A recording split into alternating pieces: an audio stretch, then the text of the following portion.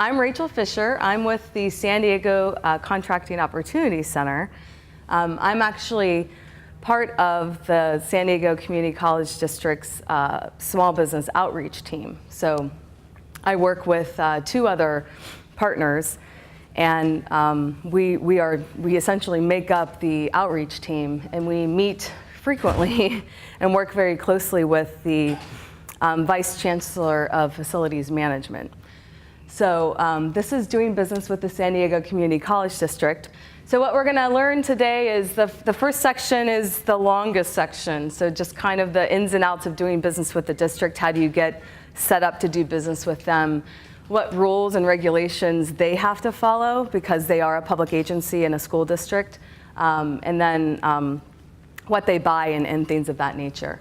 And then we'll get into the small contractor outreach program, so you'll understand what the district, what that program is about with the district, and what target businesses that they're specifically trying to help and ensure that they increase their participation of those targeted businesses on district projects.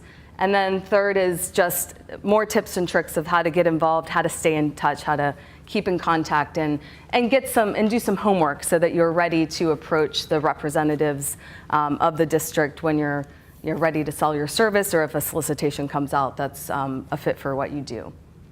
Quick quiz question. Which of the below does the district purchase? A, B, C, or D? D, yeah. I was trying to trick you.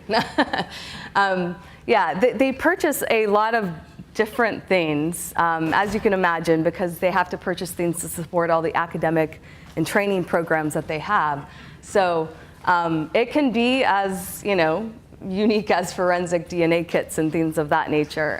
But then, of course, there are other things where they purchase a lot more of. So, obviously construction services and facility maintenance services and things of that nature are going to be higher in volume, but there are opportunities in these niche areas as well. Okay, so just a little bit about the district. It's the second largest community college district in the state, and then actually the sixth largest in the nation.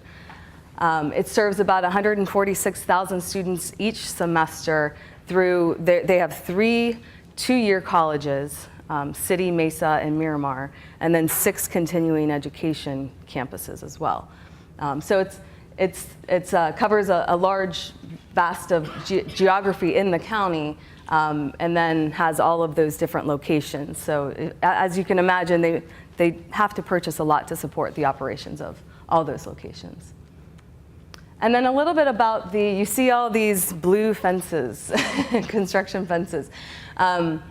These are all projects that are part of Propositions S and N, which is a $1.5 billion construction bond program, and they're looking to complete about 80 plus projects, and we're actually in the tail end of it. I believe we only have maybe 4 projects currently going on, larger projects, and then 1 larger project coming up that we'll talk about at the end that's still in design. A few of them are still in design, but they're already bidding out some of the work. So we'll talk about those current and upcoming opportunities. So it's building new buildings to support the wonderful instruction that goes on in the district. Lots of major renovations and modernizations, campus-wide infrastructure projects. So just, as you can imagine, if buildings and infrastructure hasn't been touched in 50 plus years, it needs, there's a lot of work to do there to upgrade them. And then the green building policy and green cleaning policy as well. So all of the new buildings, I believe, have been LEED certified of some level. So the district is obviously embracing the green policy and the need to have that in all of their buildings and how the campus operates. Okay, so quick discussion, and it's going to be a good one because all of you have experience. It seems like most of you have experience with a public agency. So how is doing business with a public agency different than your other customers, private, another business, or a large corporation? So it is a slower process because they have to go through, depending on the size of the project, they have to go through a formal procurement process, and we'll talk about when they have to do that in an upcoming slide. More paperwork and more signatures, yes. So for construction projects, and we'll talk about that as well, Anything over $1,000, any project over $1,000 requires prevailing wage payment of prevailing wage and certified payroll. So that is much more of a headache if you're not having to deal with that on a private project.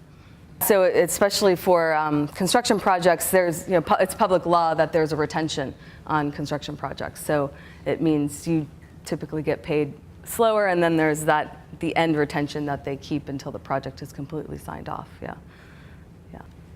Okay, so first section is just the rules, what they buy, the rules and regulations they have to follow, where they advertise their projects, and things of that nature. So we'll just jump right in. So the district buys a lot of different services and products, construction services, all the furniture, fixtures, and equipment that go into the buildings, equipment repair, because of course they break, so there's always equipment repair opportunities. So I think I heard somebody did some equipment repair, so that's a great fit for the district. Laundry, dry cleaning services, hardware and tools for the facility maintenance guys, security, fire, safety, emergency services, all the telecommunication equipment, and supplies, computers, it's just everything that's inside of these classrooms, and then everything the district needs to operate as a school district, they buy it.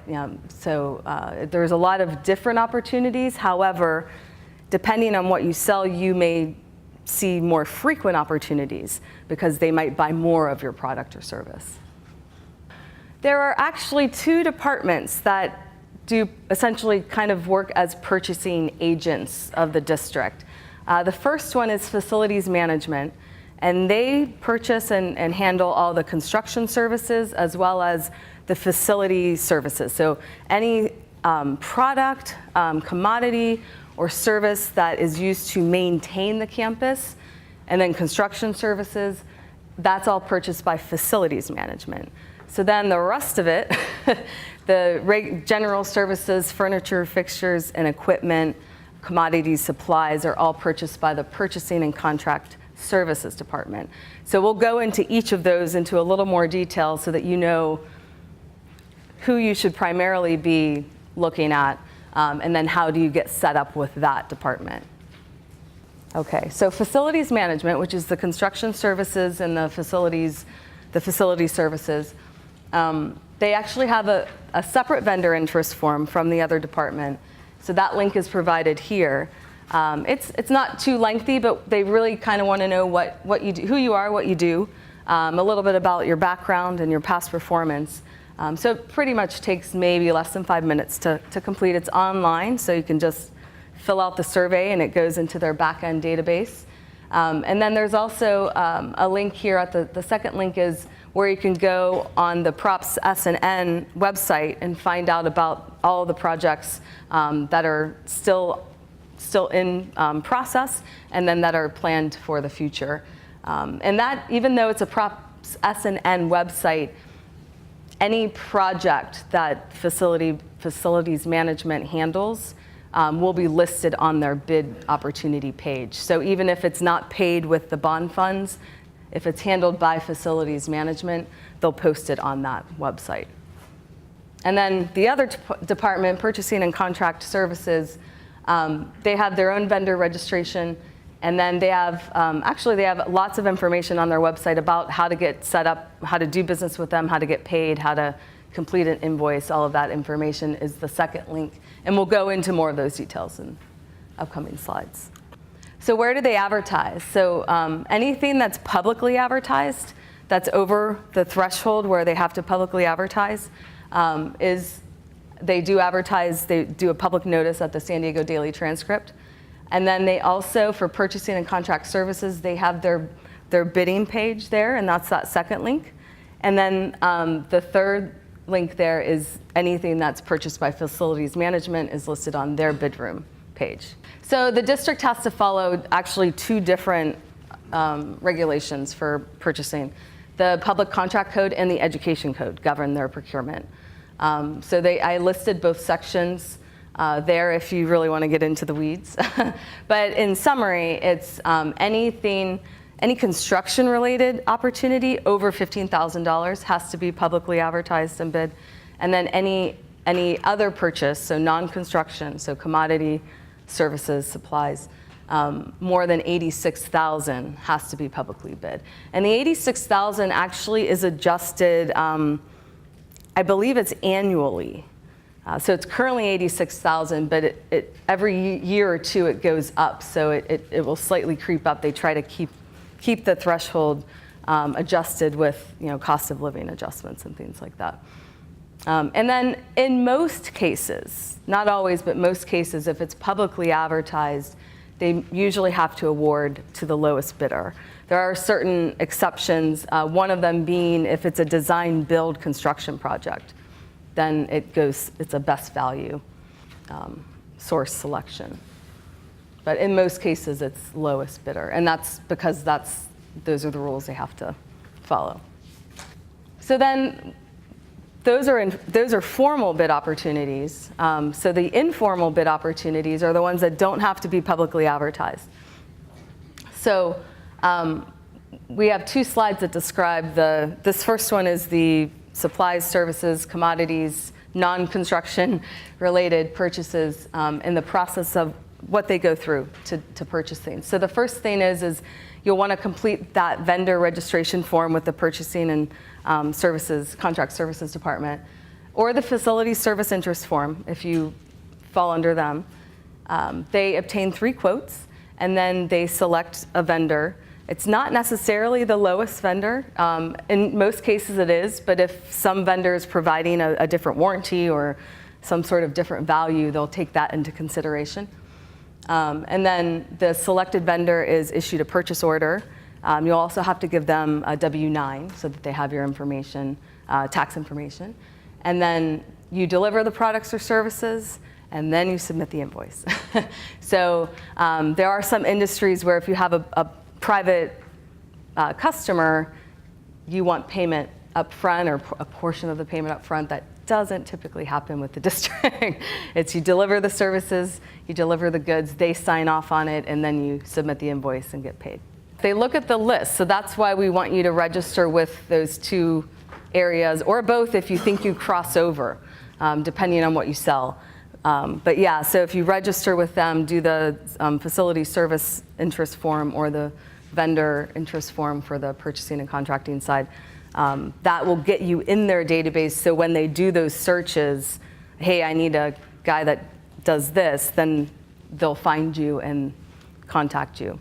Yeah. Because it is informal and they don't have to publicly post it. And it's not that they're trying to, not get the word out. It's just, it's informal so that they can purchase it quicker and be more efficient. So they take advantage of that, of course, because you need to get things going. Okay, so then on the construction side, if it's under 15,000, number one, get yourself into that facility service interest form. So submit that. Then when something comes up, they research the database. They select 3 quotes. They call out for 3 quotes proposals. With that, so they usually will contact you and say, hey, I've got this project. If it's something you need to look at, they'll ask to meet. Come on site, let me show you. They'll describe the work, but what you really want to make sure you do is when you submit your quote to them or the proposal, really make sure you're detailing what that quote, what that number is covering, so because that becomes part of the short contract that you'll get. So just be very thorough so that you're covered. So submit a very detailed scope of work on your proposal to make sure that everything's clear. You're going to do this, maybe not that, and then that gets worked into the contract. So then they issue a short contract, and that's executed on both sides. And then they'll give you a notice to proceed letter saying, we've got everything, go ahead and do the work. You'll schedule that with the project manager that you worked with in the beginning. And then you'll perform the services and then submit your pay application. So that's the process for those construction-related services that happen under $15,000. And then, as I said, anything over $1,000 is subject to prevailing wage requirements. So all of that fun stuff falls in. And if you're not sure how to deal with prevailing wage, if it's new to you, we actually taught a class last week on labor compliance, and we have them quarterly. And then if you need a question answered before that, we have our guru, Marty Glaske, who is with GAFCON, who is the construction management company for all of the bond projects. He is amazing, very helpful, and is always willing to answer questions. So we've got that resource for you. You always want to make sure, you might verbally speak to someone, but you always want to make sure you've got something in writing before you do work with the district. So you either have a purchase order, a contract, or an authorized credit card number if it's a P card that they're using. You make sure you have that before you perform the services. It's very, very important to protect yourself, but also protect the district. But mainly you want to protect yourself. And then I listed the purchase order terms and conditions. They're available online. You can go ahead and read them ahead of time before you even get a purchase order. Why would that be important? It's going to tell you what you need to have, such as insurance. This short contract would definitely tell you if you need bonding. Yeah. And oh, I forgot to mention, under $15,000, you don't have to have bonding on those construction projects under $15,000. So that's great news. So this is just the sample of the first page of that short contract that would be used for construction services under $15,000. We're working on getting this up on the website. So when we'll post this presentation online, and we'll send the link out to everybody, and I'll also include that link to the short contract. Because I always feel, we always tell the small businesses we work with at our program that you want to do your homework ahead of time. You want to know what they're going to be expecting, what you're going to have to comply with well before you get a contract. It's the best case scenario. It's not always plausible, but it's the best case scenario. So do the homework and read things ahead of time, get to know what their expectations and requirements are, and you'll be ahead of the game. And then this is just part of that sample contract that calls out the labor compliance requirement for anything over $1,000. So all of you that are in construction, is everyone registered with the department, the DIR, Department of Industrial Relations? Okay, good. All right, yes, because in order to bid, it's a newer law, I think it was a year and a half ago, SB 854 was passed, and that unfortunately requires you to register with the DIR even if you're bidding on the project for a public agency. So you want to make sure, and there are fines if you aren't registered. So you don't want to get into that situation at all. So make sure you're registered. It's a $300 a year cost, but I think the fine is, I think, close to $3,000. So it's just better to register if you're going to be bidding. And then another example of requirements, this is from the purchase order terms and conditions, is the insurance. So just read the fine print to make sure you have the level of insurance that they require. If you don't, you can always ask, especially if it's a super small project, low risk. You can ask, and they'll talk with the risk management department, and every now and then they'll write it in and allow something less. But you definitely want to ask, because otherwise you're going to be required to have it, and you want to make sure if you do have to get it that it's cost effective for you to get. And then another perfect example of why you want to read the fine print is it often tells you how to invoice. So what needs to be included in order for the invoice to be accepted. So that's obviously very important, because when you submit your invoice, you want it to go forward as quickly as possible, because you've already had to deliver the services and products already. So you want that to be paid as soon as possible. So you don't want any hiccups of having to redo the invoice, or it's sitting on someone's desk and then you forgot to do this, and you get notified about it later. Okay, so what are some other tips and tricks? And we have a lot of experience here in the room for making sure that you're successful with the district, so that they want to call you back, they want to do more work with you, and that you get prompt payment. So building relationships is definitely key. The other thing that the district staff has expressed again and again with me is when they do call for quotes and proposals, we're the outreach team, so we're like, call small business, call women-owned business, call minority business, and we've trained them, to do that, which is great. But sometimes they don't get calls back, and so you want to communicate with them, even if you're too busy to give them a quote, they'll understand. But just thank you so much for reaching out to me, but I'm just not able to meet with you. We're swamped over here, but I really appreciate it, and I would look forward to you reaching out to me on the next opportunity. Things like that, yeah. So communication is key, and if you do get a project and something is going to delay you, again, communication. Don't hide the issue. Talk about the issue so that they know about it, and they're going to appreciate that a lot more. Yeah. Some other things that they communicated with me is so they did switch to a new financial management system called PeopleSoft. And that has caused some hiccups just because of switching to a huge financial system. But what's important is you always have your purchase order number, and it said it on the purchase order terms and conditions, but always have your purchase order number on your invoice.